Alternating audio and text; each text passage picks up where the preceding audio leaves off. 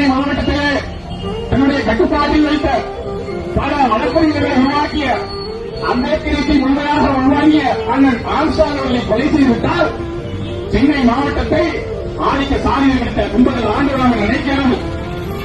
இந்த படுகொலை என்பது வெறுமனே ஒருவரை வெட்டி படுகொலை செய்துவிட்டாங்க என்று நாம் பார்க்கவில்லை.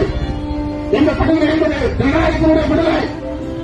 இந்த படுகொலை என்பது பாரசீகத்தினுடைய கோர முகத்தினுடைய படுகொலை.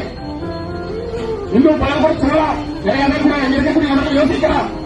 அண்ணன் ஆம்ஸ்ட்ராங் அவர்கள் பழைய சமுதாயத்தை சார்ந்தவர்களாலே அவர்களுக்கு ஏன் தமிழ் புலிகள் கட்சி போராடுகிறது பேருந்து கூட இருப்பார்.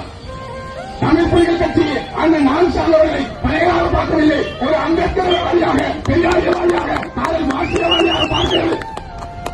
இவர்களே பழையற்கான தலைவர் ஆம்ஸ்ட்ராங் என்று சுருக்கிவிட முடியுமா? பழைய மக்களுக்காக உழைத்த தலைவர் ஆம்ஸ்ட்ராங் என்று சுருக்கிவிட முடியும்.